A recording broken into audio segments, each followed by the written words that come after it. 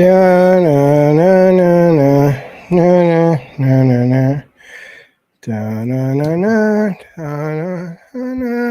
don't have the music today, folks. Welcome to Gabbing and Games.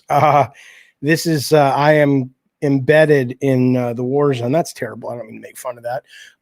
It's good to see you. I am broadcasting live from a kid's room, one of my kids' rooms. Let me know if the sound. Fuck you, Brett Moore. He says, now I wish I was deaf. Listen, let me know if the sound's okay and everything. The next week, give or take, is going to be a little weird, although hopefully the content will still be valuable to you and entertaining to you. It's good to see all you motherfuckers. Drinking my pink lemonade from, I have no sponsors except, the ones you know, which I love, but lemonade companies won't sponsor me. Listen to this. But yeah, my computer's in the shop. I kind of made the mistake, but not really, of going with the PC repair guy who's awesome and an Indiana Jones fan. But he is up in Oceanside, which means that delay of transport and whatnot is kind of creating a bit of a bottleneck. But we'll get there. In the meantime, we'll just make it work as good as we can. This is Gabbing and Games for Friday. Sorry, I've been away, been dealing with all this nonsense.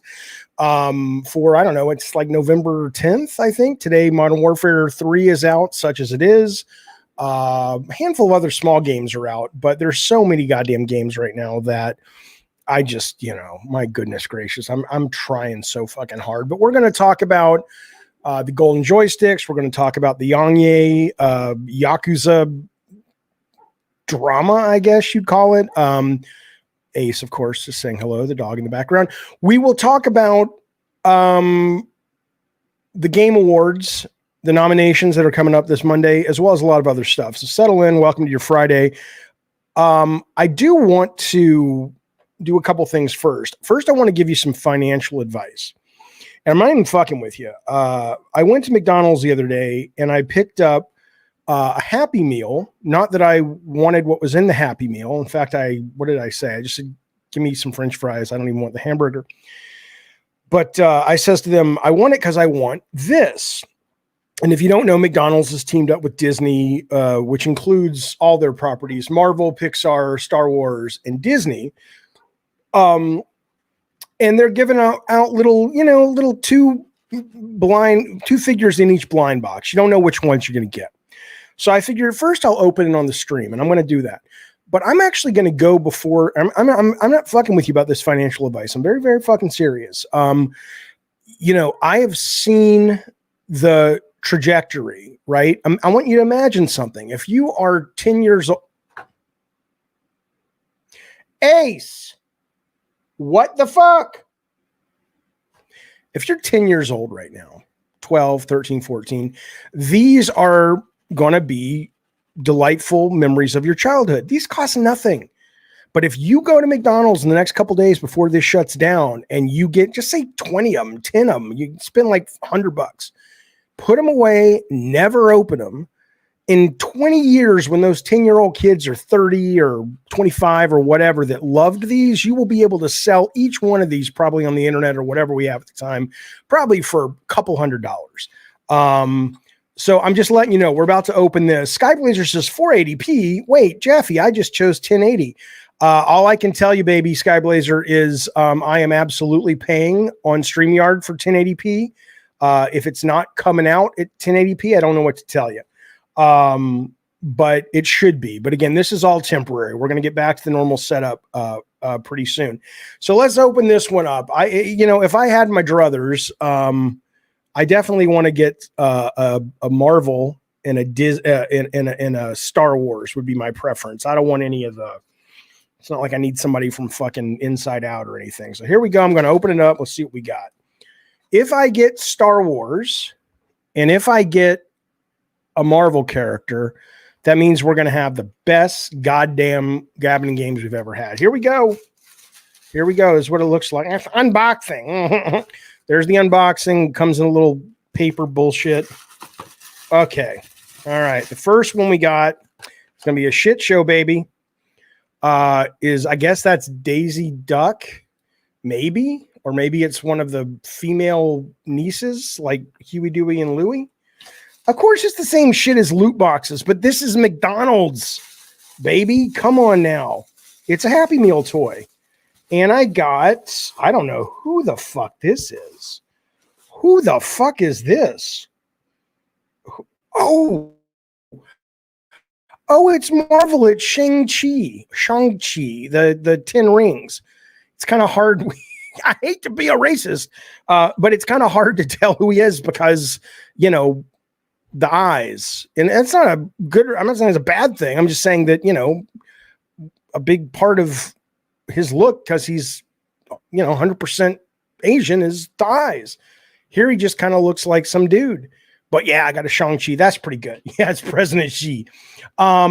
Yeah, but anyway, so we got Daisy Duck. I'm going to be getting more of these. These are going to go on the back shelf in the new office once we get everything set up. So anyway, I wanted to share that, but I'm not fucking with you. I'm not fucking with you. Seriously, imagine if you had a bunch of these in 20 years. You could sell a lot of these. That's the Gangnam Style guy, says Addie Pie. No, it's not. It's Shang-Chi, which was a strange movie. I didn't dislike it. I quite enjoyed it, but boy, it was a strange fucking movie. Now listen, I was going through some boxes the other day, and we're going to get to games. This is games, but hang on.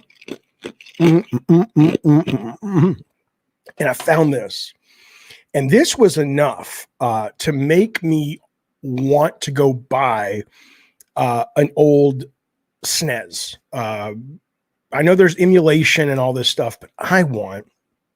Oh no. Okay, I'm gonna hang on.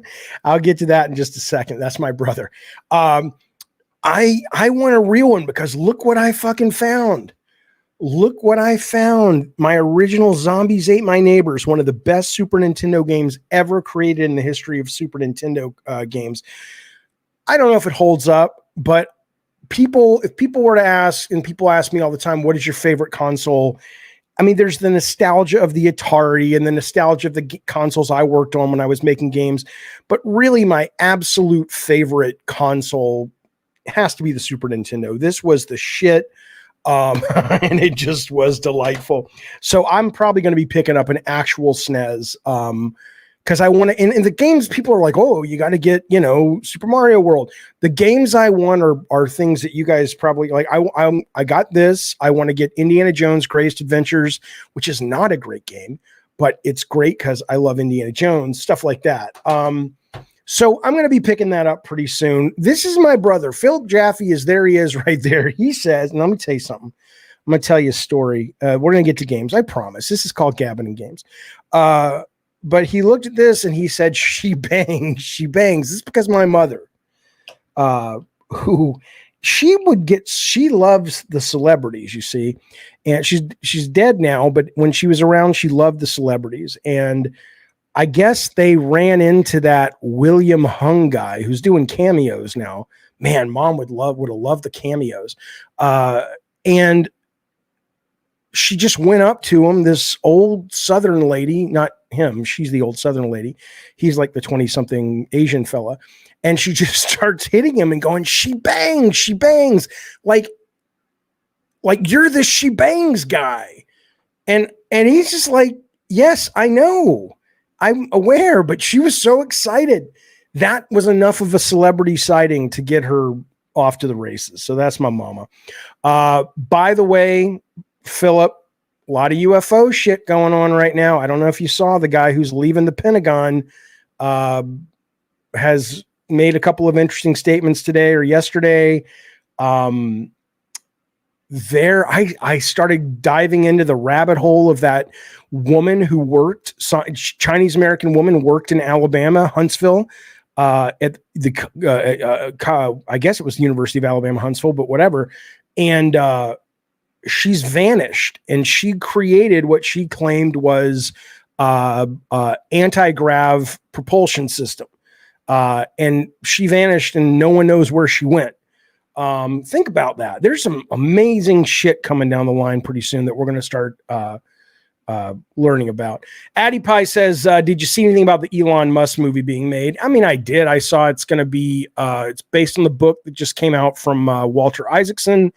And who's the director? They put a director with it already, which I wasn't very impressed. I mean, I don't like Elon Musk. I think I haven't read the book. If the book, not that it needs to tear him apart for me to like it, but if the book actually, and thus the movie, drills down into the negatives and some of the positives, I'll be interested. But I think the shrine and the praying at the altar of Elon Musk has done a lot of damage. I love his ambition, but I think he's a probable racist, anti-Semitic piece of shit. And he's also potentially dangerous. But I know he just did a new interview today with who's that guy? Lex Friedman. And he's talking about aliens and all this shit. So I'm going to watch it. I mean, I do find him fascinating. But I do wonder about his agenda. Darren Aronofsky is the director of that motion picture show. Okay, cool. Very, very, very cool. Titus says, Philip would choke the young Jaffe out. Let me explain something to you. You know what Philip used to do when we were children, folk? They were so gross. He had these, I don't know what they were called. I think it was baby food, but he ate this well into his, until he left for college. But they were these little meat sticks, Gerber baby food meat sticks. And I fucking hate meat, man. I think it's the grossest fucking thing. And so he would just sit there in front of the TV and I'd be eating the Doritos and he'd be eating this shit. And I'm like, oh my God. And then he'd pull one of these out of the damp and just sort of meat water that they came in. And the meat water was like, little particles of the meat had dripped off the fucking sticks. And then he would chase me around the fucking house with a meat stick. Motherfucker. I mean, it was so gross. So gross. Anyway, fellas, welcome to don't get me wrong. Sam Giari says, you hate meat. It's so delicious. Oh, I know. I love the taste of fried chicken. I love steak. I love crab cakes, truth be told, when I've eaten them. But I have to be drunk to eat it because it's conceptually so disgusting to me that I just can't do it. Like, I love Kentucky Fried Chicken. But the idea of you see these fuckers at Disneyland and they're walking around with these fucking legs, turkey legs. I'm like, dude, that was just on some fucking animal that was like conscious. I don't know. Let's talk about video games. I can't do this. I can't go down the meat rabbit hole. That sounds just filthy. Let's talk about Yang. Now, look, people are upset. I am not a Yakuza guy, so I don't understand the drama that much. Yang, oh shit. We'll get back. I'll deal with that later. Yang, YouTuber, blah, blah, blah. Real, 100 million followers, real successful fella. And he's also a voice actor. And I guess it was revealed recently that the new Yakuza game he is doing the English dub, replacing the actor. I'm not sure why. For okay, I'm not. I gotta stay focused. Hang on a minute. I gotta read that later, though. I gotta put it up on the screen so I can do the joke. But anyway, apparently he's revealed he's the actor of one of these characters, Kiryu, whatever. Okay, so I don't know anything about this. All I know is the first thing I saw was a video clip going around of him doing karaoke, and it was so awful. But then I'm like, well, maybe that's the point because it's karaoke, right? Maybe it's supposed to be funny and stuff. So then I watched, and I'll put this up on the screen just for a second. And again, maybe because you are used to Yang, I get it. But like here's the guy. Spriggan says the voice from Yang is so bad it's on par with how bad the English dub was in the first game. Let me just play you a little bit of it, just 10 seconds, because I don't get. What I would say is I get the hate if the hate is coming from a place of, wow, that karaoke scene is not supposed to be a joke, right? But let me show you. Let me play this for you real quick. And again, you got to please bear with me. This is not my usual setup, and I'm using what is this thing called StreamYards. It takes a little. Shut up! It takes time. Hey, did you hear about the tech wizard, 45 years old, who's having his penis zapped by electricity in order to give him the erectile ability of an 18-year-old? He also swapped plasma with his 17-year-old son. It is disturbingly freaky. Speaking of being confused by all this technology. Okay, hang on a second. Share screen. Yongye, here we go. Now, you guys tell me if you think this is just the worst goddamn thing on the planet. Here we go.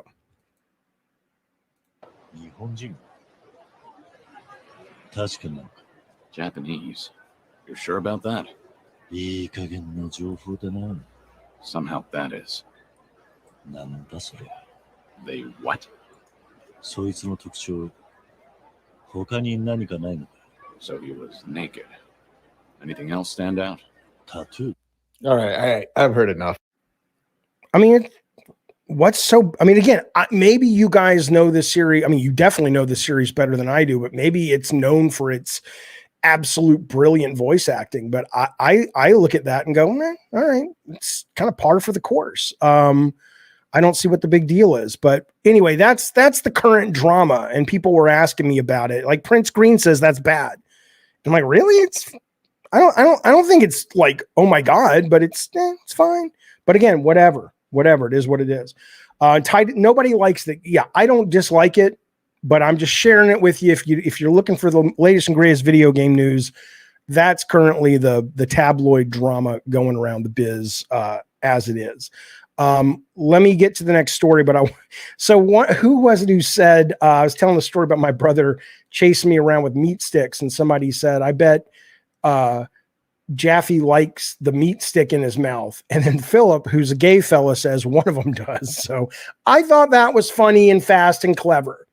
I always thought you should be a comedian, Philip. Okay, let's move on. Let's talk about the Golden Joystick Awards. This was today or last night in the merry old UK. And I'll tell you who won, and then we'll talk about it real briefly. Let me share the screen so you see that. Oh, yeah, this thing. Come on now. Come on down. There we go. Okay. Meat stick in the rabbit hole. Shut up, you fuck. How do I get rid of this thing now? Hide current comment. Okay. Listen, here we go. Golden Joystick winners. Here we go. It's kind of what was expected. But oh my God, people with the belts in the background. It is my son's room. He is a thrift shopper. He likes all kinds of and he's also a musician, and he likes punk bands. And so all these are his outfits. It's like, I can't, shut up. Oh, I know you're kidding, but I get that every time I broadcast from in here. People are just kind of like, dude, what's with all the guitars and belts? Is it like a dungeon? I'm like, first off, they're belts. Second off, what dungeon has a guitar? But that said, maybe, I don't know. Here we go. This is what's happening in the world of the Golden Joystick. So I was not surprised by any of these winners, but it leads to, I think, a better conversation that we will have a little bit later in the show as we get to Keeley's nominations that come out this Monday. Okay. Here's what we got. Best storytelling, Baldur's Gate 3. I would argue with that. I think what they're saying possibly, or awarding possibly, is the branching narrative is so rich and so well done. And I think that's absolutely correct. But I don't think that means the storytelling is better than Spider-Man, Starfield, but it is what it is. Still playing award, No Man's Sky, fine. Best visual design, Baldur's Gate 3. That's a load of horseshit. I'm sorry. It's a pretty game, but best visual design, it's just a photorealistic version of, sword and sorcery. I don't get it. Studio of the Year, Larian Studios. Makes sense. They did the Baldur's Gate. Best game expansion. This one gets a little bit tricky. I haven't played Cyberpunk Phantom Liberty, but I will tell you that people raving about it so much makes me wonder if it shouldn't be actually looked at as its standalone nominee for Game of the Year, but whatever. Indie games see as starters. I disagree, but whatever, that's subjective. I would give that to Dave the Diver. Best VR game is voted on clearly by people who don't play VR games, except the ones, I mean, if you give Horizon Call of the Mountain best fucking VR game, all that really says is I don't really play a lot of VR games. I'm not saying Horizon Call of the Mountain is a bad game at all. Beautiful piece of technology. But in terms of some other games out there in VR this year, I don't know. I don't know how you could do that. Multiplayer game went to Mortal Kombat 1. I got to show you something in a minute. Best audio, Final Fantasy 16, sorry. Cyberpunk Phantom Liberty got the best trailer, best streaming game, Valorant. Game community, best game community. What the fuck is that? Baldur's Gate 3, best gaming hardware. Shut the fuck up. PSVR 2, come on. Breakthrough Award, Cocoon. Okay. I'd still give that to Dave the Diver. Critics' Choice Award. Only award it got. Doesn't make any sense. Alan Wake 2. Best lead performer, Ben Starr of the Cincinnati Stars. Good fucking family. Voted for Trump. Good fucking family, though. Final Fantasy, Ben Starr. Final Fantasy 16's Ben Starr got the best lead performer. Best supporting performer, Neil Newborn. Zing. For Baldur's Gate. Nintendo Game of the Year, Tears of the Kingdom. PC Game of the Year, Baldur's. Xbox Game, Starfield. PS Game, RE4. Man, Spider-Man didn't get shit. I wonder if it didn't make the cutoff. Most wanted game, FF7 Rebirth, and the ultimate game of the year was Baldur's Gate 3. So, and again, I don't know what the cutoff is, but we'll talk about that. So that's what's going on. I watched a little bit of the show. I like Troy Baker. He was the host, but I couldn't sit through it. But we absolutely will be streaming the nominees this, I think it's 10 o'clock California time. Let me get some of the comments. Whatever the fuck your name is. I'll just call you V. Horizon is a good VR game. Didn't say it wasn't a good VR game. But compared to like the Seventh Guest remake that just came out, or compared to some of these more really obscure, weird VR AR games that are coming out, to suggest that the best one was basically just, a beautiful looking game that was sort of typical. I don't believe that. Armored Core, that's another one, Eddie T, that got missed, and it was incredibly slept on. Easily one of the best games of the year. That's a good point. It's a good point. Okay. I have no interest in Baldur's Gate, says Bushwick. It's awesome. It's fucking great. It's a great game. I love it. I want to go back and play it some more. But I don't see how it's, best visual design, best storytelling. Come on now. What are you talking about? What are you talking about? Michael Piakawiski, come on now. Michael Pakawiski, come on. Thank you for the super chat, buddy. He says, do you think GTA 6 will be released digital only? No, of course not. No, I don't. Well, I mean, anything's possible, but no, I don't think that's the case. So let me ask you guys a question. And I think that's the next story we got coming up. But thank you for that super chat, but I appreciate it. But let me just jump to that story. We'll come back to the other stuff. Little Jason Schreier leaked last week, or earlier this week, that there's a GTA 6 announcement, which obviously people have been very excited about, what have you. And then he said there's an announcement, which ultimately came that day. Whether Rockstar was pushed because of the article to do it, I don't know. And then there's a trailer coming in December. I'm assuming that trailer is going to be at the Keighley show. Maybe it won't, but nobody really knows, though. Are we talking Grand Theft Auto 6, or are we talking the next Grand Theft Auto, right? I could be wrong. That's what I'm asking you guys. I don't think they've just said it's the next Grand Theft Auto, right? They haven't come out and said it's 6. So Strauss Zelnick, the CEO of Take-Two, was talking about, just like Warner Brothers, how, the idea of 3 to 4 year cycles of games on console, that's dead. It's all service-based, always on, lots of free-to-play. So is this going to be a full-on Grand Theft Auto 6 campaign, and then they're going to have that stuff? Or is it going to be like What was it? The Ballad of Gay Tony. It's going to be like 4-hour drip feed single player, but it's also just going to be part of one of many parts of the service. I don't think we know that yet. But I will tell you this though. A developer for Halo came out and he was pissed at little Jason S. He says, please just let cool moments be cool moments. I agree with this. Here's what he says. He says, the people who asked not to be identified because they weren't authorized to speak publicly decided to undermine multiple years of hard work by their colleagues.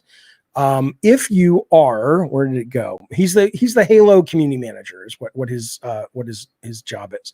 He says, if you are ever fortunate enough to work on a game that millions of people care about, don't be this person. And then he goes on to say, imagine you and your teammates have been dreaming of this moment since day one. Let me put this up on the screen so you know I'm not making this shit up. Now it's almost ready. Entire teams have started planning to turn that reveal into something truly memorable for the fans, the studio, and the gaming community. Then right before the announcement, someone takes it upon themselves to undermine it all, robbing millions of fans and the team you've been in the trenches with of the reveal. Rather than being a spectacular surprise, you're now an expectation. All because of one person. Don't be that person. Please just let cool moments be cool moments. So what I'll say about this though, and nobody really gives me shit for it. Sometimes people, will fuck with me and act like they are, but that's why I lied to the press when we knew we were making Twisted Metal. And I said, no, I don't know what you're talking about, because the press is not your friend. The press is not there to, help you, even though they are there in a lot of ways to help you with your PR. But I think it's low class. I think honestly, if you're Jason Schreier and you are reporting stuff like he has done at Riot Games about sexual harassment or layoffs or weird shit happening with the future of Sony Games as Service, all that stuff, I think that's important. And I think that's news. And I think that's worthy. And I also think that, you can still report fun, light stuff. Everything doesn't just need to be, I'll only report stuff when it's really bad. But what you're basically doing is you're getting your clicks, Schreier, but you are spoiling a lot of people's work, and that's shitty. And I get it. He doesn't care. He doesn't care. Or if he does, he doesn't care as much about getting the clicks. And it's, welcome to capitalism, I suppose. But I'm not a fan of it. I wanted to tell you all about it. Eddie T says he knew about the harassment at Blizzard and didn't report it for years to protect his friends at Blizzard. Is that true? I didn't know that. That's even worse. I mean, I've never liked, that's not true. I've never known the guy. And once I finally somewhat semi-cross path with him, I didn't like him. But that just adds fuel to the fire. I don't think he's bad at what he does, but I think he's kind of a dick. Especially if that's true, Eddie Torres. Okay. Beats Games Life says that sounds more like the Halo developers disappointed, not the fans. The fans appreciate the leak. Frankly, the fans got the leak. The fans got the leak a year and a half ago. I watched it. You probably watched it, and then they took it down. I mean, we knew it was being created, and they were about to reveal it. I just think that, chill, let them do. I mean, again, that's not Jason's job. Jason's job is not to be nice to them and care about their feelings. It's just a shitty thing to do. All right.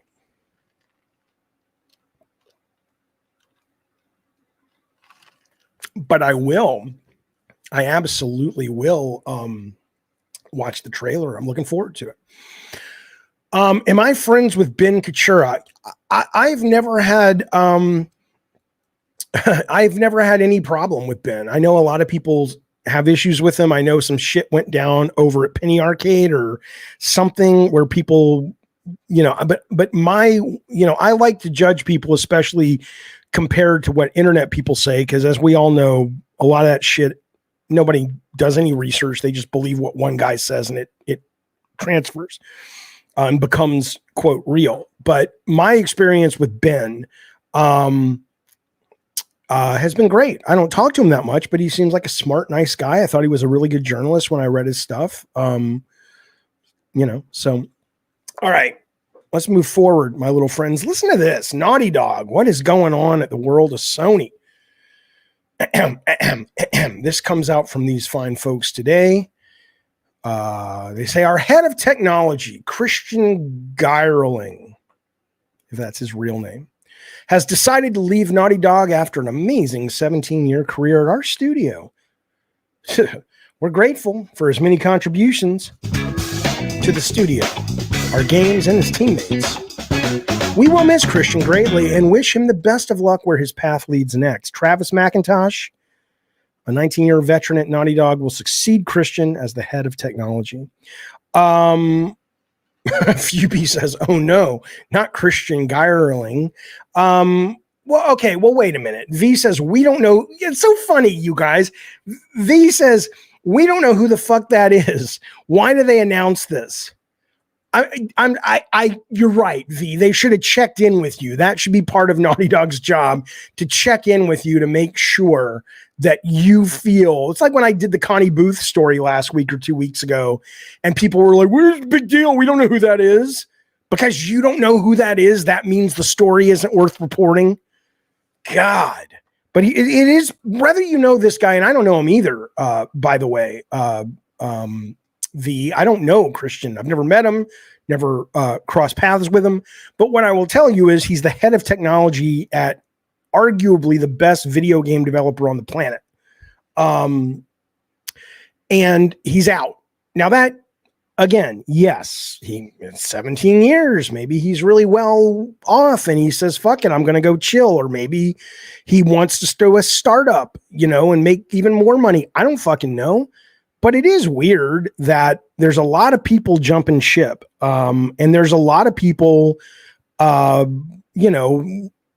around this games as a service stuff. That, talking about Jason Schreier, that's what I wish he'd put his, and maybe he just doesn't have the data yet, but I wish he would put his fucking energy into figuring out what the fuck is going on at Sony, right? Because that's got to be a fascinating book that he could write. But anyway, though, is it the games as a service and then he was all in on it and they shelved it? Or is it Jim Ryan leaving and, or Connie leaving that caused this? Is it, Neil Druckmann is now the only president of Naughty Dog? Maybe he's like, fuck this shit. I don't know. I have no idea, but it is just one more little log to throw on the fire of what's going on over at PlayStation. You guys saw the announcement the other day that Sony said, okay, we're cutting half of our games as service. And it's a good announcement, right? It's a great announcement. The fact that they pulled the reins back, the interim CEO is like, hey, we're focusing on quality. We're going to kind of, we still have this as a medium and long-term plan for PlayStation, but we're going to, as the kids say, slow the roll just a tiny bit. And I think that's good. I think that shows a sense of, self-awareness of where the market is, which has kind of been semi-lacking when it came to some of those decisions. But it once again, though, it does make you wonder what exactly is happening. Let's put the cut pieces back into single player, says a cab. Maybe. I don't know what they did. Okay. Do I miss making games, Froggy? I really don't. I have one game in the chamber that I would like to make, which is kind of a horror thriller. But I don't want to jump through the hoops of funding and team building and whatnot. So if there are certain scenarios, there are some that could exist where it would pull me back in to make that game, but I don't expect that to occur, basically. Okay.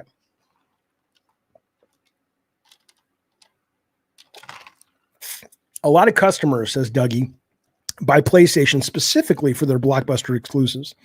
Pivoting their content line to attract live service was foolish. Well, Kind of, Doug, but we've talked this to death, but the deal though is they weren't going to not make those kind of games anymore. They said, we're still putting a shit ton of money into the single player. And we'll talk in just a few minutes when we get there about some of the possible things that could be happening. I'm quite fascinated by that. One more Jason Schreier little tidbit, and this kind of does relate to Sony as it relates to Insomniac. Schreier put this out. Call of Duty Modern Warfare 3 comes out today, and it's gotten really bad reviews, 4s and 5s from a lot of the major outlets. I loved the last Call of Duty. I own this one because I pre-ordered it, but I don't have any interest in playing it, given how, at least the single player, it's really short, which I don't mind, but it's also uninspired, blah, blah, blah. So here's Schreier's reporting. He talked to a bunch of people off the record, of course, at the developer, Sledgehammer. And they were like, dude, we usually have 3 years to make these games. This was 16 months. It was weekends. It was night. It was crunch.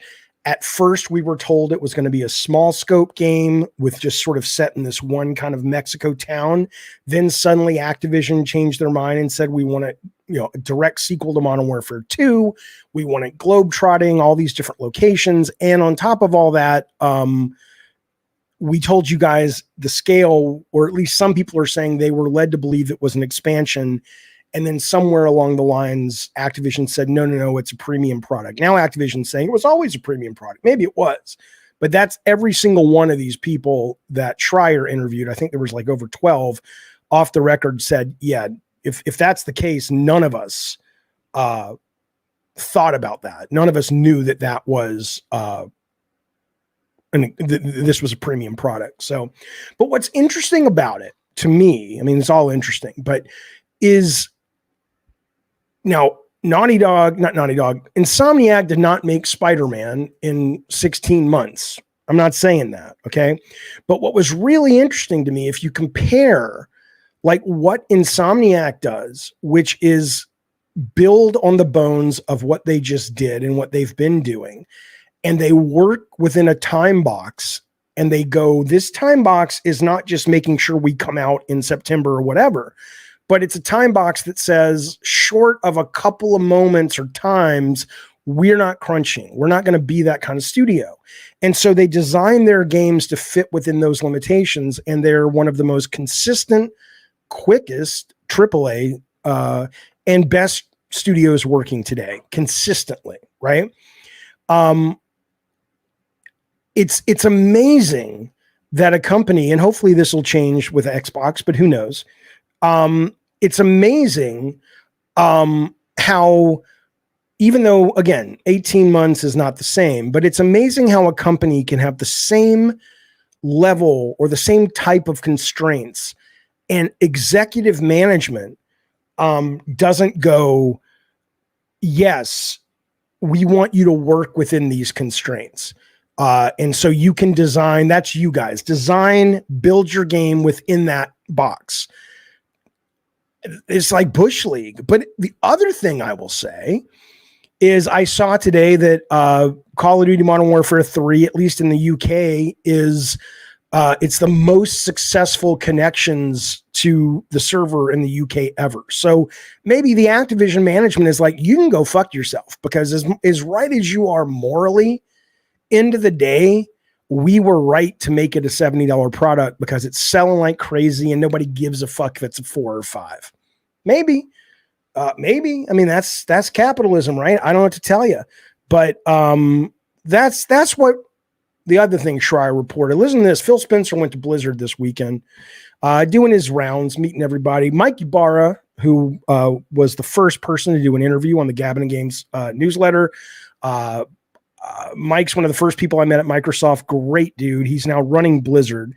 And here's some of the stuff he had to say, if you're curious about the visit with Phil Spencer.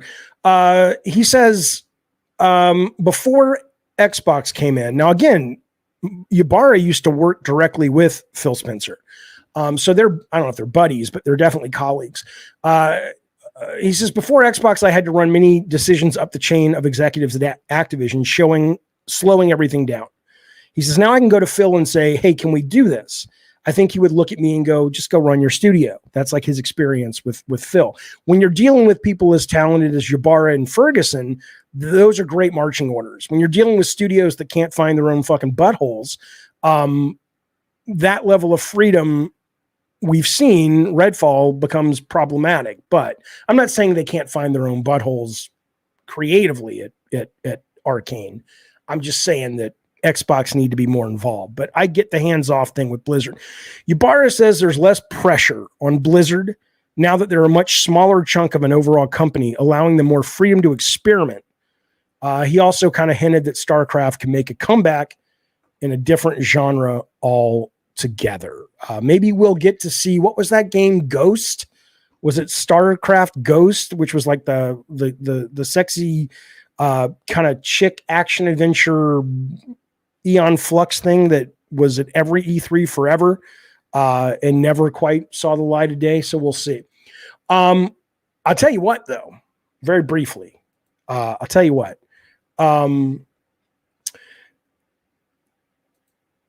Blizzard did just put out a new game, Warcraft Rumble. And I'll tell you, man, it is at a production level, it is delightful. It is so fucking well made and beautiful and just, it has all the traits of a great Blizzard game, but boy, I couldn't get into it. I could not get into it because it's got that pay for power written all over it. They did not suffer that problem with Hearthstone, at least at first. But this, almost immediately, I got to like the second map section, and it was so obvious that eventually it was going to become too difficult. And then I would be forced to start spending money to keep opening these things to find a character that was, and I'm like, I don't want to fucking deal with that shit. I don't want to fucking deal with that shit. But it is, if you're looking for just a great experience, and it's free of visual design. I know some people in the chat are saying it's ugly. I thought it's beautiful. It's fucking beautiful. But Eddie says Blizzard is such a lazy and greedy company now. Well, again, look, as a guy whose favorite game of all time was Hearthstone for a very long time, you could smell the Activision stank as they came in and fucked with their monetization systems. My hope is that Xbox is going to be able to dial that back to more Blizzard levels, where Hearthstone, of course, was making a shit ton of money. And yeah, there was some pay to win, but if you never paid a dime, you could still have a great time. So we'll see. We'll see. But that came out if you're into such shenanigans. Let's talk about Alan Wake 2 real quick. First, let me get a bit of the bubbly. In the minute, Serve says, Phil says he's going to let him make what they want. Well, okay. I mean, that's, I'd like to think anybody watching this show is experienced enough to understand that just because an executive says something, that doesn't mean it's like, it's not like under oath in a court proceeding. Eddie says, I think they're getting worse with Xbox. They are charging $22 for Master Chief's Halo 1 armor. Yeah, I saw that. Apparently a lot of the items in the shop have gone up for Halo. But I'm going to be honest with you. I know you're a hardcore Halo guy, and I appreciate that. And I appreciate you being frustrated with that. But think about this. It's a free game, and according to a lot of people, that free game has gotten better and better and better and better. And the most recent season, apparently it's the shit. People love it. So I'm like, I get it. It's like, look, man, it's free. And so if it's going to be free, you got to let us be a little greedy on the stuff that's just cosmetic. I get you want it. And I actually saw, Eddie, your tweet that you sent directly to Phil Spencer. And you said, hey, maybe this should also be a giveaway for longtime Halo fans. And I get it. I think there's some, like, hey, if we look at the telemetry and these 5,000 players have been playing this long or blah, blah, blah, I think that would be a nice thing. Alex S., I still will do a game night with Call of Duty. I haven't even played the multiplayer. I'm sure that's just as good as it ever was. So, all right, let me center. Hang on. And then we'll talk about Alan Wake and a tweet from our good friend who I think is once again, thank God, cancer-free, Gene Park. But give me a minute. Let me center.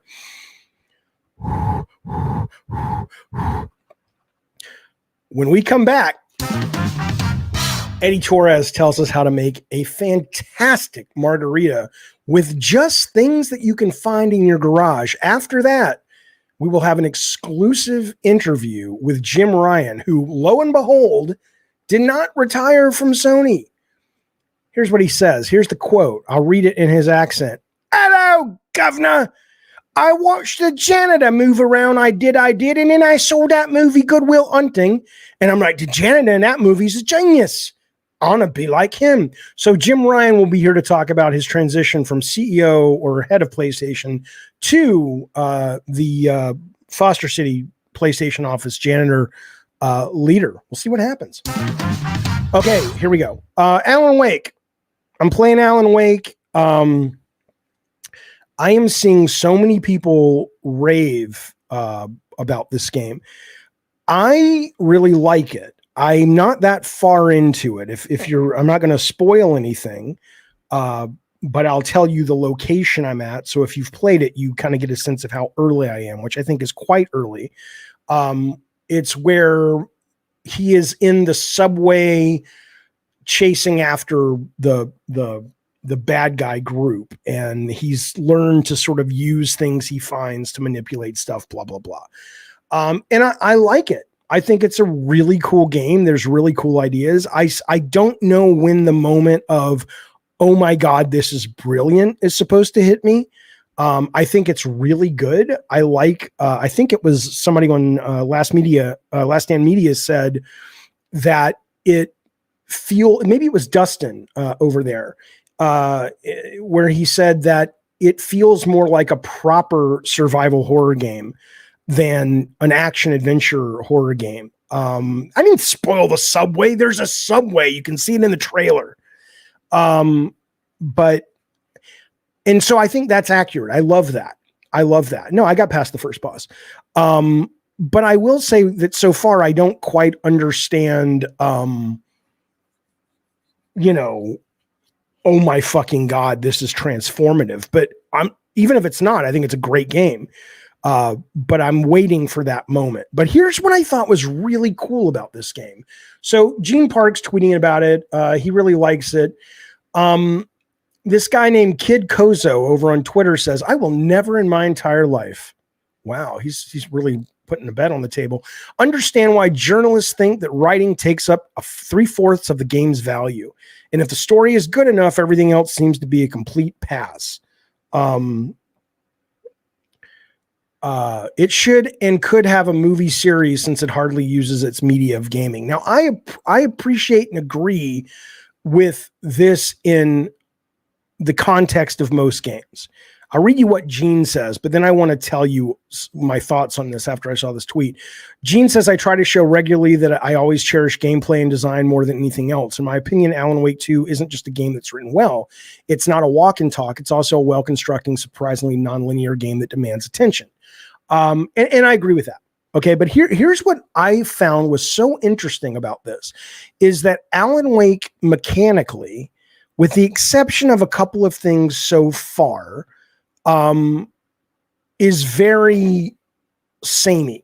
Like I've played a lot of games like it. There's a couple of little mechanics, but I will say the story. Like, I mean, I'm telling you, this is why a lot of times people rave about the writing, right?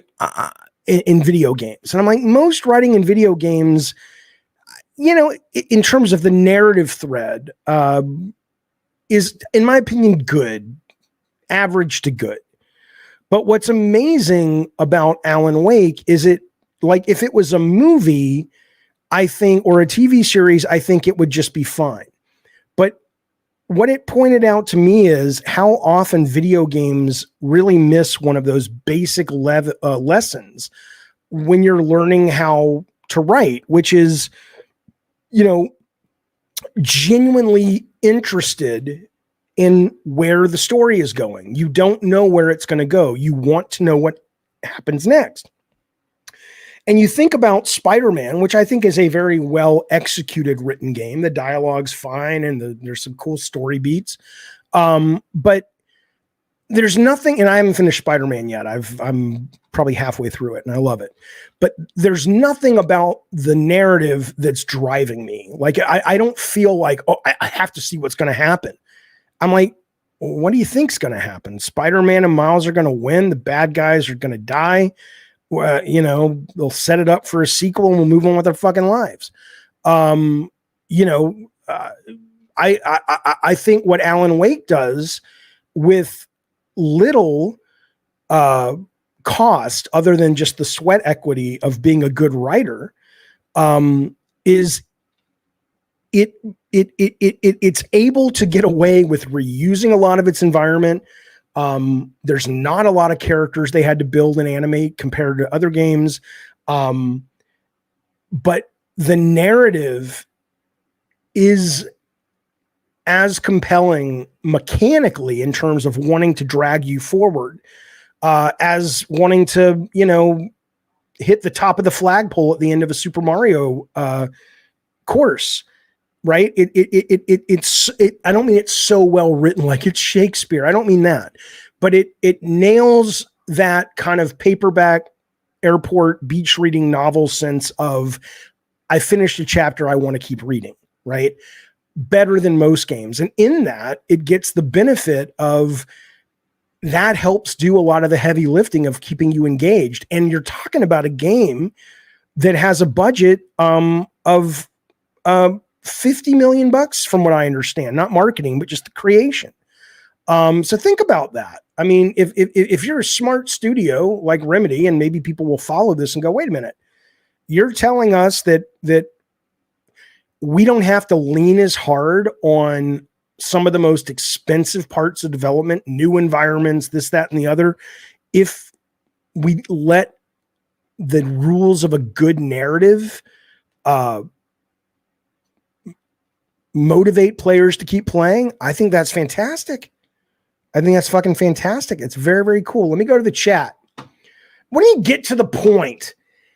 How? Fuck you. Get to the point. The point is what I just told you. The point is that good writing can be a mechanic.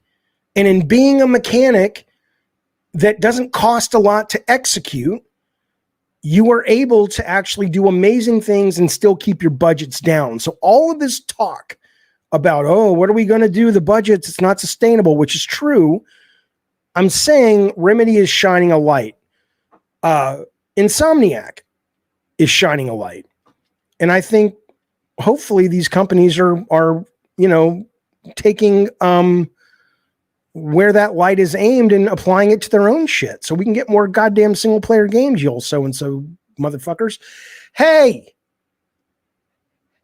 I just saw, where did that go? Somebody, Jez Belly says, hello everyone. Hello, Jez Belly. Good to see you. Hello, Awesome Tatum. Good to see you. And I know Jason B's kidding. He says, nope, at the end of Spider-Man, he dies. Even if Spider-Man dies, he's not really dead. I mean, that's the thing. It's like, what, I mean, come on, man. The fact that Robert Downey Jr. has committed to coming back as Iron Man. I mean, that whole, as much as the multiverse is cool, it absolutely destroys the drama of those movies. Cause it's just like, you die, we'll bring you back. I mean, it's a comic book, they're going to do that anyway. It's still kind of shitty. I always read Twitter. Ravnos, I'm obsessed with Twitter. It's horrible. It's horrible. I can't wait. I tried to get going on the Meta one, the Zuckerberg one. What is it called? Threads or something? And it's fine. But it's just no one's over there. Okay. Let's move on. Oh, sorry. Yeah. Bushwick Bill. You're right. It's called X. That's right. All right. Let's move on.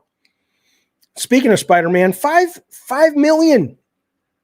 Some people are getting pissed at this though, because they're saying, well, yeah, it's 5 million, but that includes the bundles that went on sale in September. And I'm like, Spider-Man wasn't on sale. So maybe you could pre-order it in a bundle, and that number got put into this number of the first couple of days to get to 5 million. And people were kind of like, that sucks because Mario actually sold 4.6, which was more if you don't include the blah, blah, blah. But whatever. The point is, big fucking hit. No surprise. What's weird about, not weird. No, it's not weird. This is an I told you so moment. Okay. The I told you so moment is, a lot of people covering these stories are saying, hey, you know what, though? It's great they're trumpeting this first opening weekend or whatever. And I don't think with Spider-Man, they're never going to have, it's not going to be, they're going to continue to give you good Spider-Man news because I think, you know, this is a delightful, incredibly mainstream, well-made fucking title. But what they say in a lot of these articles is, you know, it's weird. We haven't heard any numbers recently on God of War Ragnarok.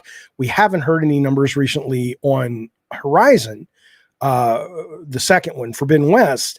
And they kind of came out the gate and were trumpeting their numbers as well. So I don't think Spider-Man's going to go that way.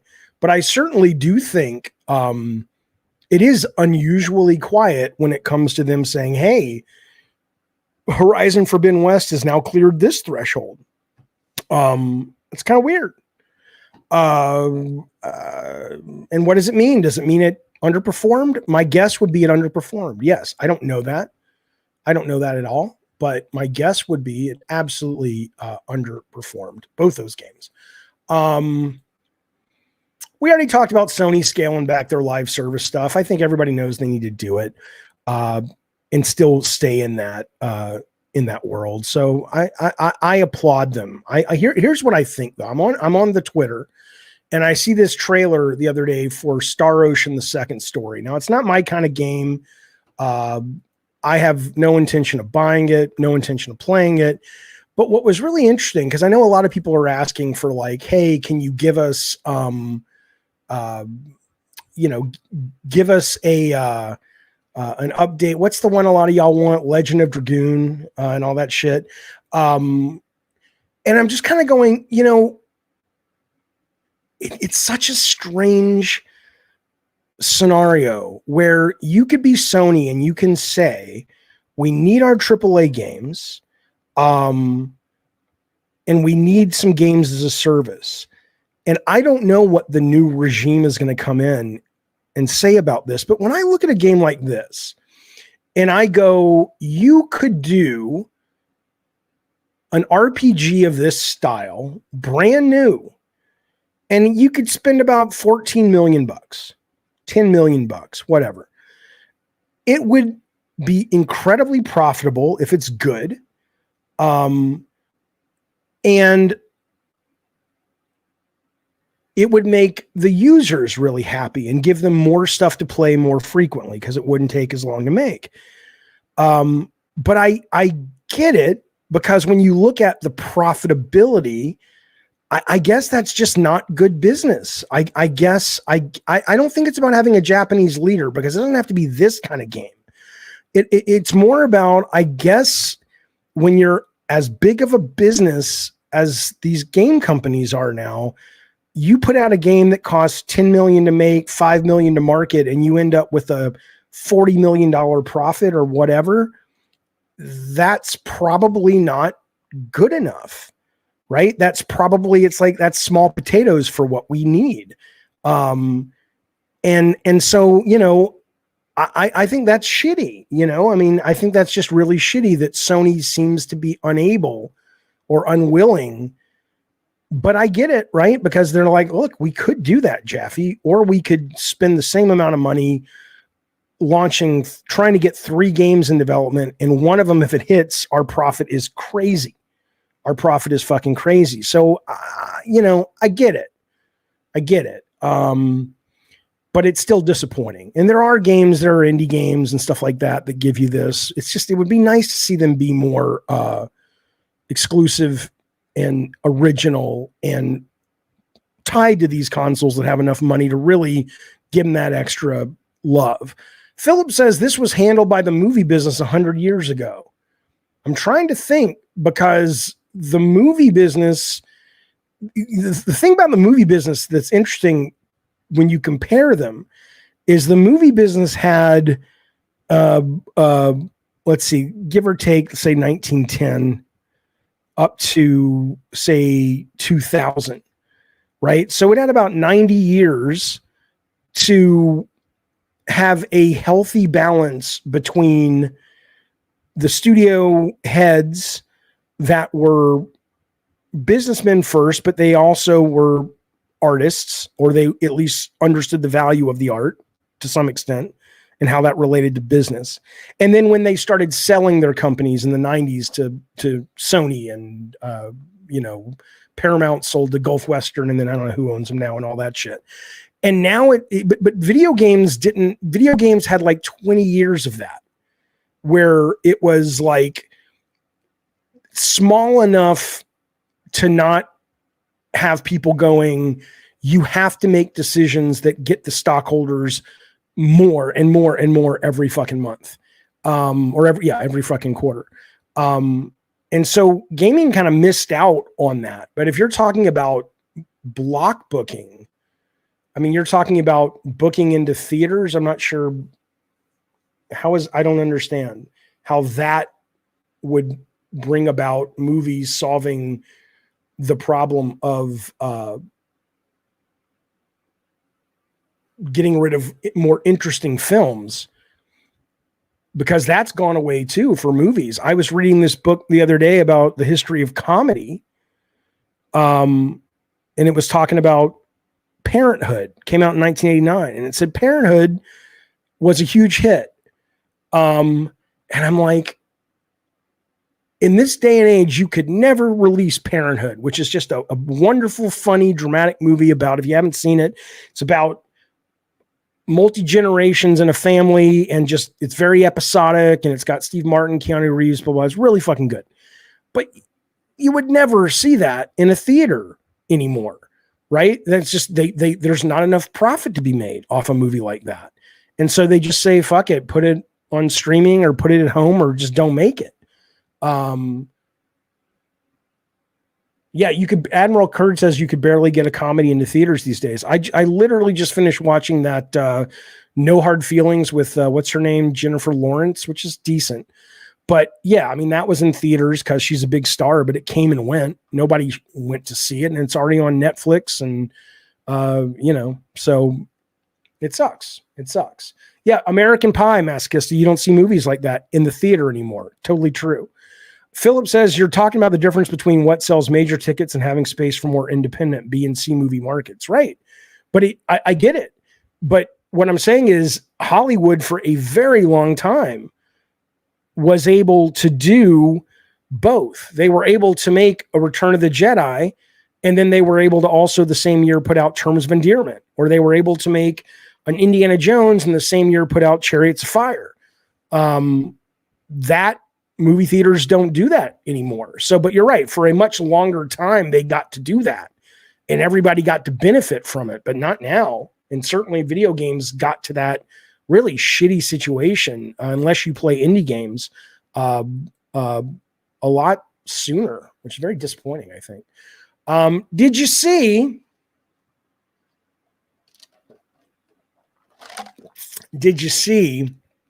the new holiday advertisement from Sony? If you didn't, I'll play it for you. It's only a minute and a half. I want to know what you think of it, because I'm sure as fuck going to tell you what I think of it. And I think the same thing about this that I think about the Xbox holiday trailer that they just put up in on the Sphere. Which, think about that, the goddamn Sphere, $1 billion over budget already. The guy just left. The guy who runs it just said, "Fuck it, I quit," or he was pushed out. Here we go.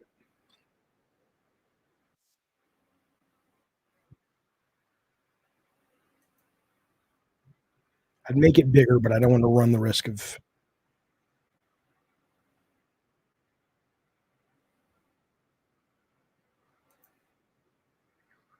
I'll make it bigger. Let's see what happens.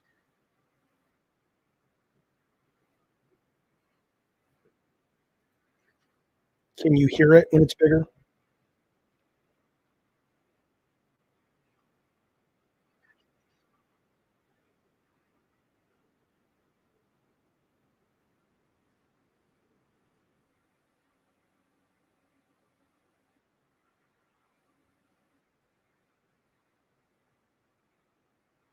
You can't hear any of it. Oh, you just hear silence. Oh, my bad. Let me do it for you again. Totally my bad.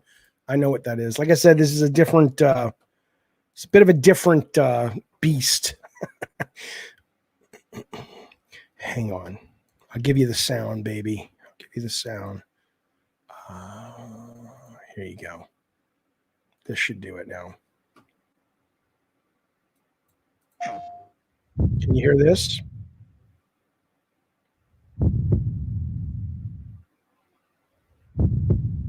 When did you last really feel something?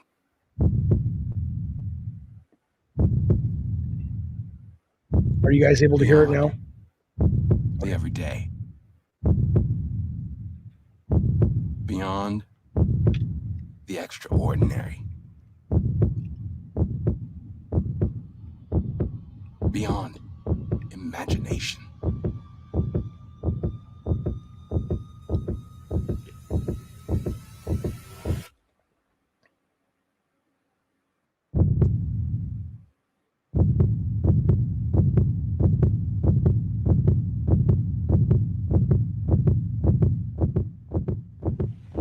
Feel it now on PlayStation 5. Okay. I don't like it. It's a good commercial in terms of it's well shot. It looks nice. Same thing with the Microsoft one. And again, this is just me as a 52-year-old old motherfucker who is not their target audience. Okay. So I get it. But I get the whole idea of aspirational marketing and the idea of you want to sell a feeling as much, if not more, than the product itself. I understand the philosophy. And again, these are some of the top ad agencies in the world. So I'm sure, Sony and their people understand it as well. But both of these ads, it's like they're for video games. They're, it would be like, I understand that you don't want to just show, Ellie and Joel running from some clickers. But don't you want to excite people? It's like, oh, I want to do that. Oh, I want to play that.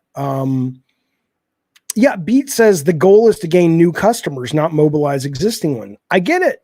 But are you telling me that new customers are going to watch that and come away with the idea that I want a video game machine? They might. I mean, they might watch that and have very little knowledge about PlayStation and go, oh, these games will give me the feeling I got when I watched that commercial. And so that may be exactly what they're doing. And again, these, I'm not acting like I know better. These are very talented marketing people. And very experienced and successful marketing people. It's just weird to me that some of the things that would motivate me, like, oh shit, Game Pass, that's that crazy fucking value. Or, oh wow, Spider-Man looks fucking awesome. And then, they just have him swing by the window. What? That would motivate me, but maybe that's not who they're going for. And I appreciate that, but I certainly don't fucking like it. I don't like it at all. I think it's stupid, but we'll see how it does for them. I mean, they sold what? The vast majority of people who own consoles right now own a PlayStation. So you're doing something right, but all right, let's talk about the Zelda, live action motion picture. So Miyamoto tweets this out. He says, this is Miyamoto. I've been working on the live action film of The Legend of Zelda for many years, and now with Avi Arad, who has produced many mega hit films. Avi Arad is hit or miss. You know, we were talking about the Twisted Metal movie with him, or maybe it was the God of War movie at one time. Nice guy. Son's really nice guy. His son produced the Ghost Rider movies with Nick Cage. Got nothing against the guy, but it's not like you're talking about, you know, he's a really old guy. You know, I don't know how in touch he is with the zeitgeist, but whatever. The director is the guy who did The Maze Runner, which I'm just like, really?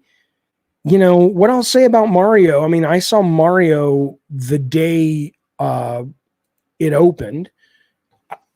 I thought it was a beautiful piece of execution for CG animation. It looked amazing, and the Rainbow Road chase was fantastic. But I, you know, and it made over $1 billion, right? But to me, it just felt like an ad. It wasn't like, whoa, that was a great fucking movie. It was a great piece of entertainment and fan service if you like Mario and whatnot. But I don't think it was a good film.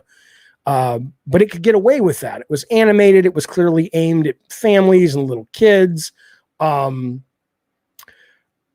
And Nintendo fanboys and whatnot, of which there are many of us.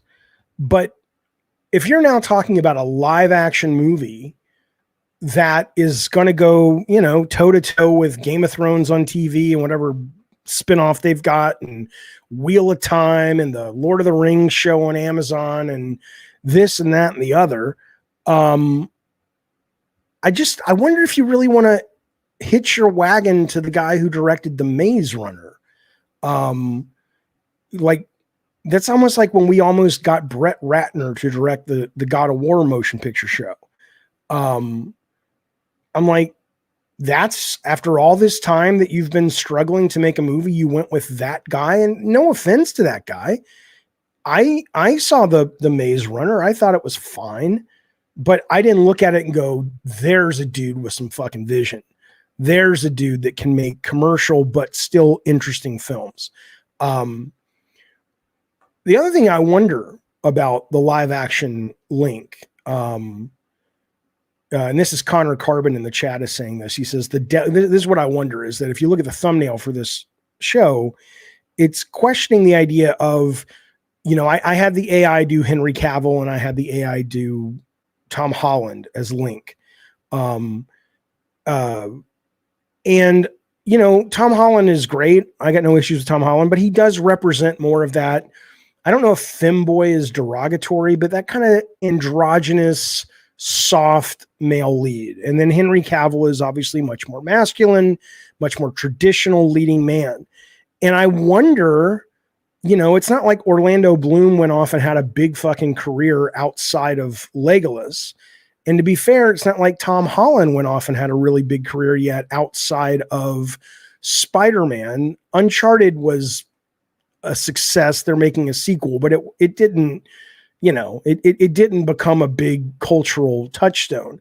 So, you know, I don't know. I wonder if you are casting this film, are you this is a tough needle to thread because you can totally just say, fuck it, we're going to please the fans. We are going to give the fans exactly what they want. And yeah, I've seen a number of people. Connor is also saying Timothée Chalamet, and they just put you know, a shit ton of money behind him in Dune.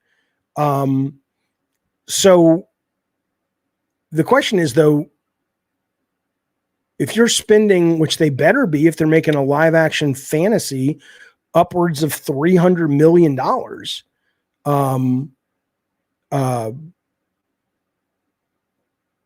you go with, are you a slave to the canon? Are you a slave to the tone of the games? Or do you bring some, you know, more action, more violence, more blood, more masculinity to it? Or do you go, no, we're just going to spend $250 million and we're going to make what a live action Zelda would look like, and the chips will fall where they may. I'll show you, people have been talking a lot about the casting. Let me show you, Variety put out a story yesterday talking about who they think or who a lot of people are talking about could be cast. Interesting. Let me bring that up for you real quick. Share screen, blah, blah, blah. Fuck you. Okay. This is the kid from Love Actually. And I'm like, isn't that kid too old? But he still kind of could do it. But these are the people that they were suggesting. I don't know who these people are. This guy was in Jacob Tremblay. I don't know who the fuck he is. I don't know who most of these people are. Cody Smith McPhee. Oh, it's Cody Smith McPhee. He's a good actor, but he's always after me, Lucky Charms. He was in Power of the Dog, which I haven't seen. Justice Smith. I did see this motion picture, the D&D movie. He was pretty good. He'd be all right. Jacob Elordi. This guy, I mean, again, it's about being an actor. It doesn't matter what he looks like necessarily. If you're a good actor, you're a good actor. But he don't seem, yeah, Yang Ye could do it, says Masochista. He don't seem like Link to me. He seems more just like a jock character to me. I agree. Ravno says, why do shitheads cast people based on age, appearance, and not acting chops? I agree 100%. I think when you're at this early stage, since we don't know what the script is and we don't know, any of this shit, it's just a fun exercise in who looks most like the character. But absolutely 100%. If people in the chat are joking about Joe Pesci, but I mean, if you have a good actor, they will make you believe they are the character. Maybe not Joe Pesci's age, but yeah, the acting is paramount for sure. Like, this is a guy who you go, he could pass for Link. Walker Scoble. I guess he's in the, you know what? He's in Percy Jackson, which hasn't come out yet, but he was in the Adam Project, which I thought was a great movie on Netflix with Ryan Reynolds. Titus Crow says, this dude is too masculine. You want a 5'2" Link who looks like a 14-year-old. Or the internet will cave in. I mean, right? That's the real tricky part, right? Because if you make like Zelda is a smaller franchise than Mario. Mario was animated, and almost everybody already knows and loves Mario. You're going to have to, for this to be a level of success that they want, you're going to have to get a lot of people who've never even fucking heard of The Legend of Zelda, or people who think Zelda is Link, those kind of people, right? And in that, you may have to piss off the fans. I have no idea.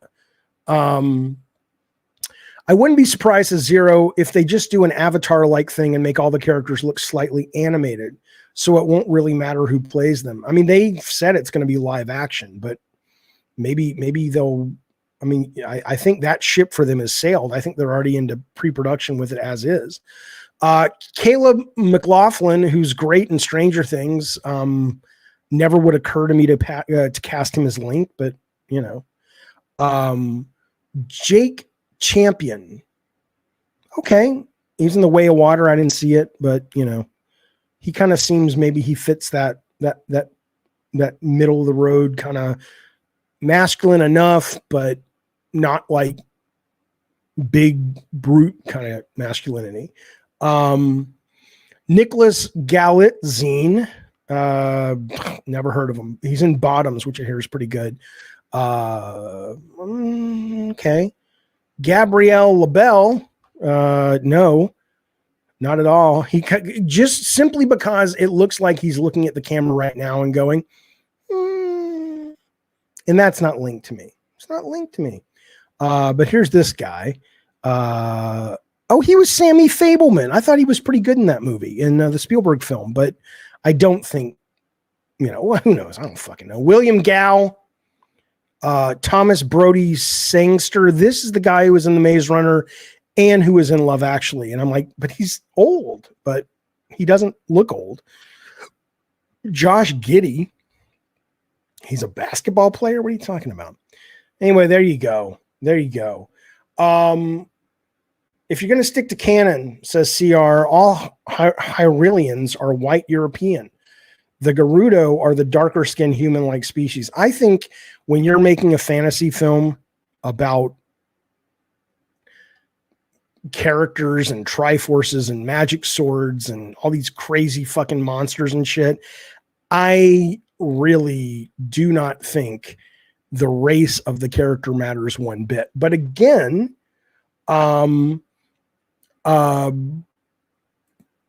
that's kind of what I think this motion picture is up against, which is who are they making this for? Because if you make it like people, I've seen people in the chat already say, oh, I would want it to be CG. I'm sure you would. I'm sure a lot of fans would, because it would look exactly like you imagine it and like you've seen it in the games. But that's not really going to move the needle, I think. Right? I mean, I get it with Mario because it's for families and little kids, but I don't know if you put out like a CG Zelda movie, I don't think it would be bad, but I don't think that's the kind. I think they want this to go big, like Lord of the Rings or whatnot. Doug has the best idea. Susan Boyle as Zelda. Boyle. Titus says, I don't want a Black Link. I only left the clan last year. It's a strange new world. Well, welcome to the 90s, sir. Okay. Speaking of a brave new world, there's a story out in Game Rant. Somebody was at Target.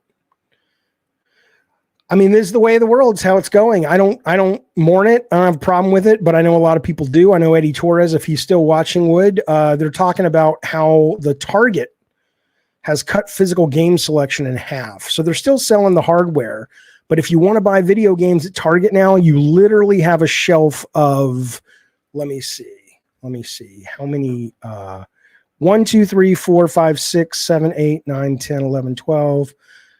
So about 20 games, give or take.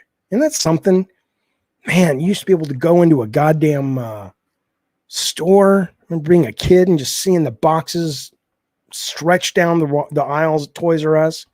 Think about that shit. But anyway, I thought this was a picture worth sharing. It's different times. Different fucking times. And then, like we said at the start of the show, we had Warner Brothers come out this week, and we had Take-Two come out this week. And as much as Sony is saying, hey, we're going to dial back a little bit on our games as a service, these other companies, I mean, they're saying, no, we're going to triple down on this shit. Think about this. I didn't even know this. I bought Mortal Kombat 1 when it came out. I've enjoyed it. I don't play it that much. There's so many other things to play, but it's good. I like it, and I'm sure I'll play it from time to time on game nights and all that shit. But I haven't played it in a while, so I was not aware that they're now selling fatalities. I don't know if you've seen this one. I thought it was really funny, but there's a fatality for Thanksgiving, but you have to buy it. MK1. Have you seen this? I don't know how much. Hey, it's blocked. I mean, you can't. What are you talking about? I don't know how much this costs. Oh, is my internet dead? What the fuck just happened? Am I still streaming, you guys? You guys still see me? What the fudge? All right, let me try one more time. What was I putting in? Thanksgiving. Okay, one. There we go. We're back. It cost $20. It cost $20. I'm going to show it to you if you haven't seen it. Check this shit out. This will cost you $20. You can't hear it, I know.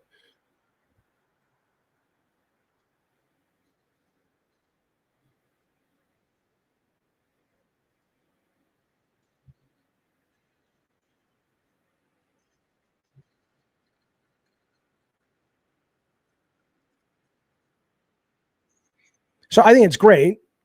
I think it's a wonderful, fatality, but you want me to pay for that? I just, but I mean, I guess if people are willing to pay for it, they're willing to pay for it. And Warner Brothers got to make some money. So I guess it is what it is. Right. Okay. I want to talk briefly. Well, let me see. One moment.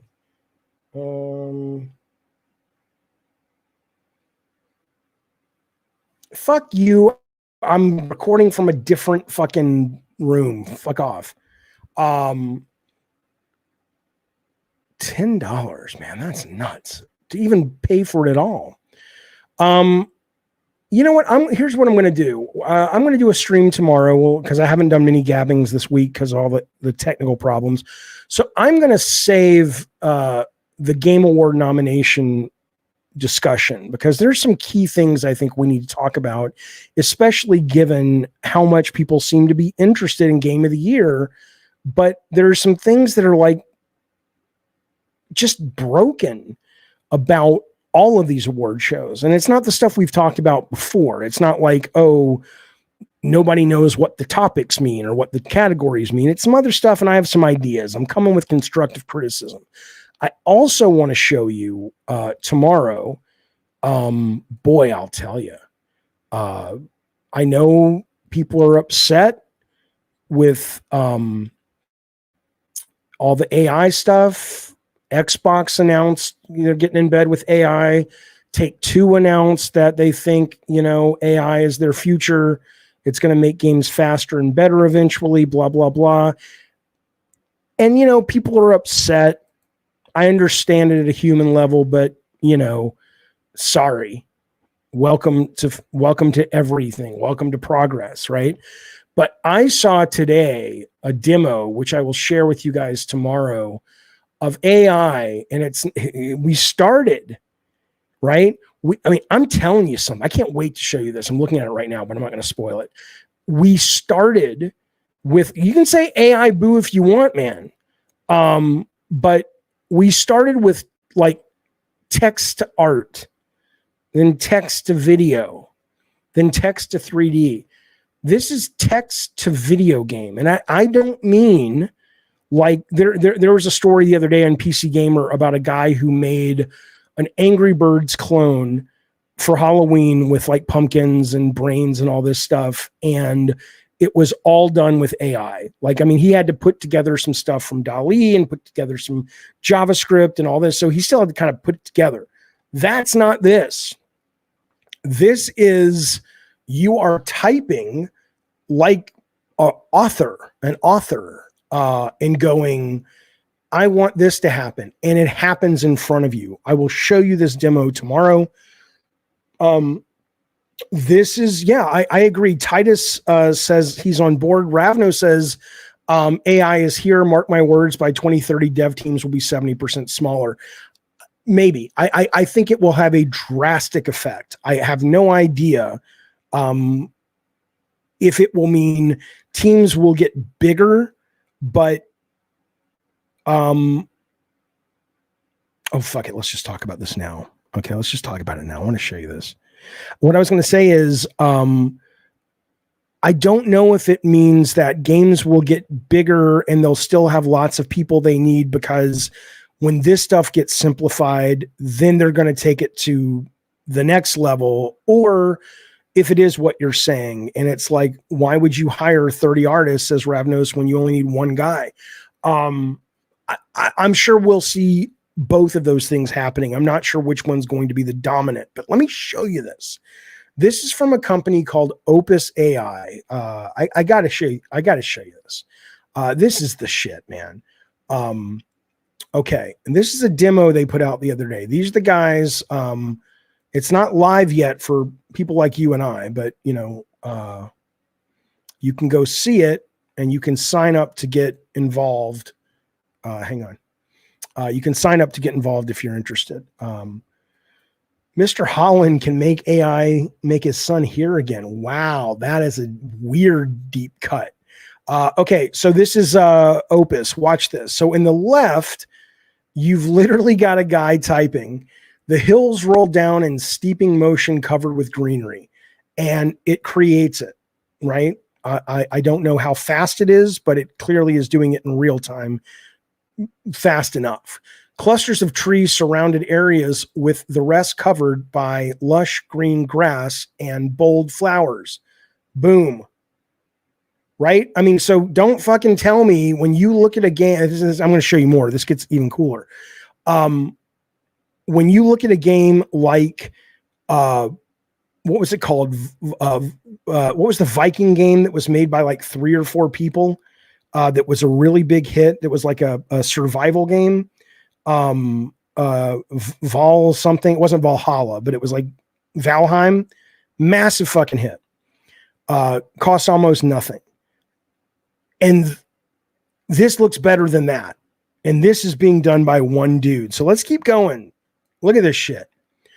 Okay, so then he says, well, I'm going to type some more. I want it to be snowy. Boom, it's snowy. Come on. Don't think this ain't the beginning's the holodeck too. Leaves of decaying fall. Boom, here we go. Now we have leaves and we have animation. So now he goes to a different chapter. And he makes a little suburban neighborhood, right? And he's just like, I want this kind of house. And now I want a 2-story house, and I want driveways, and I want cars. Now, again, this doesn't mean there's nothing to call fake, Left Control Gamer. It's real. Go look them up online. They already have a number of AI products on the market, and this was just announced. It doesn't mean that you do this and your game is done. Of course, there's going to need to be tinkering and tuning, and things won't work, and things the AI thinks you want. And, it's going to take time. But this is where we're at right now. And now I want to show you, they get deeper into this. So here's their little suburban neighborhood they make. They add trees and leaves. And then they say, let's make a city. Right? So here they are making a city. He's just typing it. And then, though, they're like, this is for games and you can make movies with it, right? So after he makes the environment, he goes over here. Yes, CR3D, of course, all the assets still need to be made. Yes, they do. No one is, although not eventually. Right now, sure. But I can go to AI right now and say, make a cool picture. And I can even go to AI right now and say, make a 3D model. It doesn't look as good as this, but how far, come on, we're a year from that. All right. So they make the city. And then he starts talking about a girl. He says, a girl stood close to the entrance of the hedge, observing this, that, and the other. She starts walking around. So let's check that out. They're about to pop her into the environment. She could be a controllable asset. All the NPCs could be AI.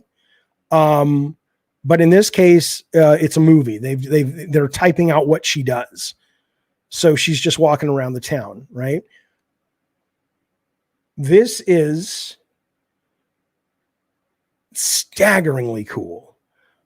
Staggeringly cool. Somebody in the chat is asking, Talk says, how long would this take to make in the PS2 era? This would take, it depends what you're talking about, but it would probably take an artist to make an environment like this, a month. This is indistinguishable from Spider-Man 2. Well, I don't know if I agree with that in terms of visual fidelity. And again, it's going to, imagine making indie games like this, and imagine a big team getting a hold of this. Seriously, if you're fucking Take-Two and you're fucking all these companies, why would you not use this? And I don't know if you guys have been playing with the new ChatGPT update, where you can now create your own, they call them GPTs, but they're like, AIs that you create that do very specific things. And the most amazing thing is it feels like you're on Star Trek, because on the left of the screen, it's like, hey, what kind of little AI do you want to make? And you just start talking to it in normal language, whether you're using your mic or your keyboard. And these motherfuckers, it just builds it. It's like, is this what you meant? And I'm like, yeah, but it doesn't do this. Okay, let me try this. And you're talking to a computer helping you build a fucking computer or an AI. It is, I I understand people are upset about jobs. There's no doubt. Look at this. This is Xbox Sparks developer revolt with new AI writing partnership. Lots of people are going to get fired, says this one guy. Let me read you some of the complaints about this stuff. This is directly related to Microsoft getting in bed with InWorld, an AI group that developers can use to create scenarios and dialogue and various kind of scripts to run in the game and things like that.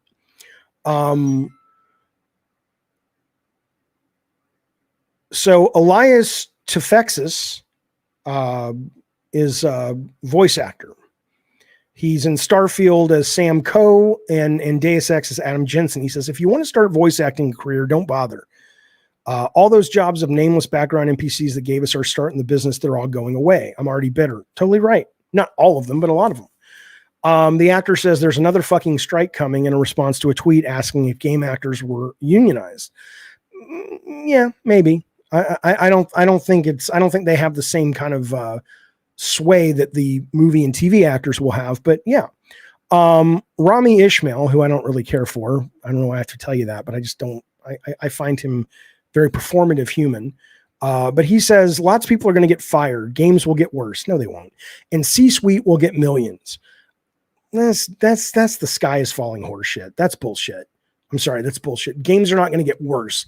Think about the books that we've gotten in the world, because at some point anybody could write a book.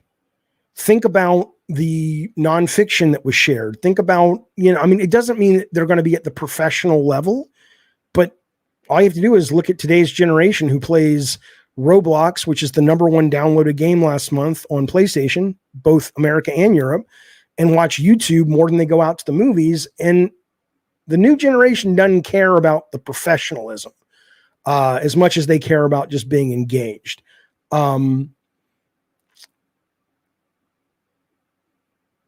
Okay.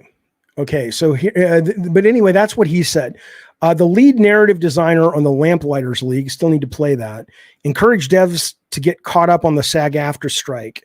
Actors are the front lines right now against corporate greed and unethical uses of AI.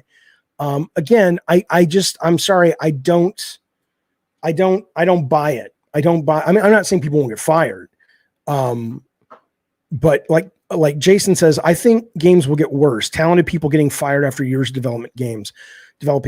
I don't see that. I think when you think about this for a minute, you could be a guy or a girl who worked in games and became fucking excellent at, creating shaders and materials and stuff for 3D objects.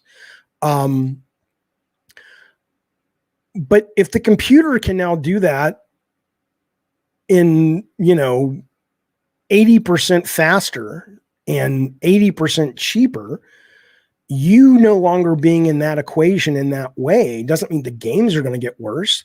What it might mean is that the person who now gets that paycheck is someone who's like really creative, or someone who's really good at more of the thinking part and the analyzing part of making video games, and the heavy lifting of the technical part is being offloaded. I mean, we see that in every industry as progress happens. I don't understand why this is expected to be any different. I hope the workers that do get displaced, and I'm a big believer in universal base income. I think there's a massive shift coming because of this, that we have to take care of each other. But I don't think that means this can't also be really fucking cool. Okay, let me look. Aside from AI girl, says Tox, AI is pretty stale and charmless. I don't know, man. I appreciate that, but AI is as good as the people who create it and give it its parameters and give it here's the personality I want you to have. So that's like saying books are charmless or books are cookie cutter. Well, if it's poorly written, sure. Fonzie says, I'm sure a lot of ship workers lost their jobs when planes began transporting people, but there were a lot of flight attendants and pilots employed. That's true. What do you think will happen, says Left Control, when they don't need you? Then they'll get rid of you. And then they'll get rid of them. I mean, this, you know, you're not owed these jobs. It's not that I'm uncaring, but I think we need to find a way to take care of each other if we're going to continue, and maybe we shouldn't, to live in a heavy capitalist system, that we don't bury our heads in the sand and go, oh, well, this is morally wrong. When you can create, I'll tell you what, when you can create a Valheim with 3 dudes using AI and you can make the company bucket loads of money, they're going to do it. They're going to do it. AI is so far beyond tech from before, says Ravnos. AI will eventually have the ability to access things that could result in catastrophic results. Sure. I agree. We have to be careful. I read last night and I couldn't find much detail on this. Maybe one of you guys that gets into this knows. Google is they have a quantum computer, and NASA does. And I saw last night that NASA, or the government, went to Google and NASA and said, you need to shut these down. Like something happened. And it could have just been like a password thing, like, oh my God, you know, if this gets out, everybody can be hacked in 5 minutes. Or maybe it's like they've been talking about, let's try to run AI through a quantum computer. Who the fuck knows how dramatic the reason is? But I agree. I mean, everybody is saying we have to, you know, put some guardrails up for this.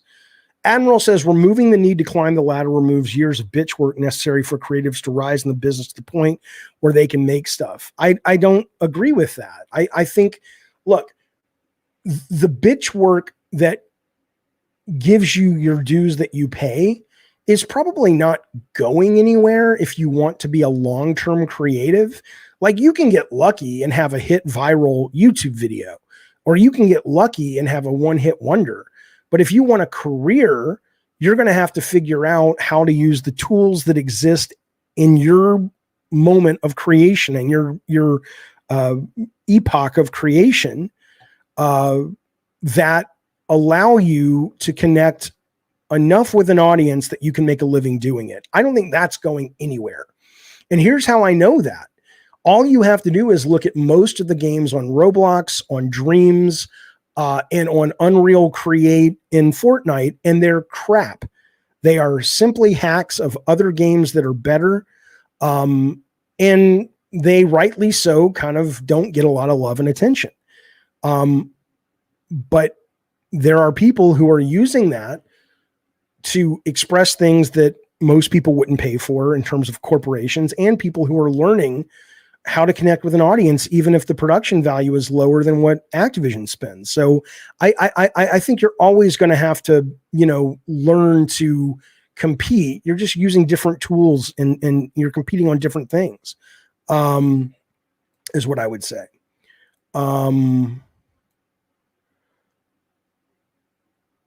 Okay. My friend's a chemist, says Titus Crow, said in a year with the pattern recognition of AI, a small team could do a perfect biovirus with almost any % mortality. I believe that. The lesson is that young people, says Jason, shouldn't work for AAA companies. Become an indie dev. It's sad. Large companies don't give a shit about anyone. None of them do. But you're right. Most companies don't. And I love that the younger generation is really coming into the workforce with the understanding that these are not your families. These are not your friends. They are a means to an end for you to get paid to do what you really want. And maybe it is to work at a big company, but I'm with you. If my kid said, Dad, I want to go into video games, I'd go, great. But I really don't recommend, you know, working at a big video game company. Why would you do that? You know, unless you want to be a cog in a massive machine, and there's nothing wrong with that if that's what you like. But if you really want to get into it because you want to create and express yourself, why the fuck would you go work at a Sony or an Xbox or any of those places at this point? See, that's very different. That's very different. I'm only against AI, says Left Control, because I know the wealthy will use it against the people. Fuck yeah. Two different things. Two very, very different things. Insanely different things. Yes, the technology is something to get excited about if we are careful with it in terms of what it could do bad, like really bad stuff with AI. But that's very different from, yes, you're going to have a problem with the same kind of greedy corporate assholes who would kill their mother 5 times a day if they can make a couple extra fucking pennies. Timothy Kane, I don't know who that is. Let me look Timothy Kane up. Check out Wonder Dynamics. Let me check both those out. Let's go to Wonder Dynamics first. Better not be porn. Changes made. I don't give a fuck. Oh, wait. No. I don't want to do it here, though. I want to do it here. Wonder Dynamics. Wonder Studio. AI tool automatically animates lights, composes. Oh, I've seen this before. I actually did a test where I filmed like a 30-second clip and it turned me into a CG character. It was quite cool. It was quite cool. And then who am I looking up? Timothy who? Timothy Keynes. American video game developer, creator, producer. What did he do? Let's see. Was he the RPG guy? Fallout. Yeah. I've seen some of his videos. Yeah, I have.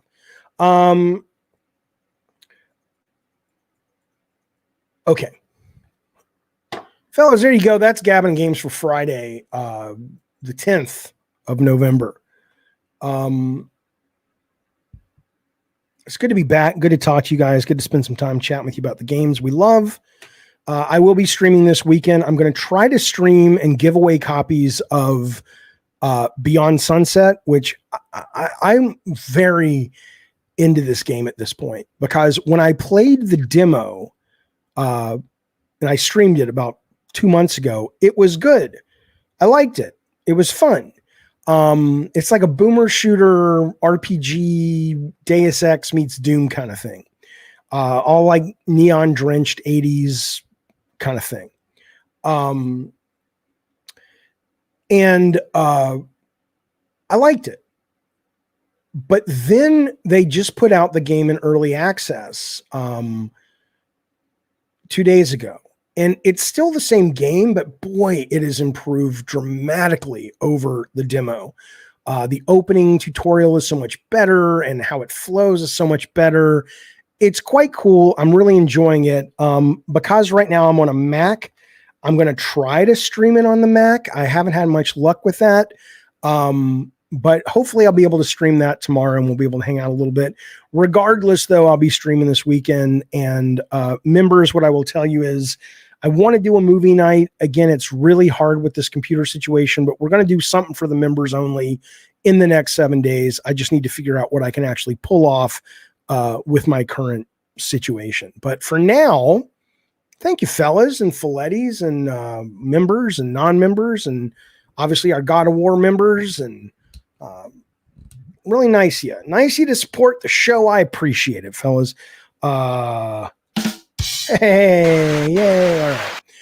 I missed my soundboard.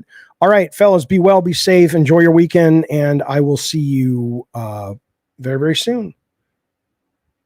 I don't know how much longer, like I have to wait. Like on the other one, I have to wait for the show to end because there's like a 7-second delay. If this just cuts off, sorry. All right, later.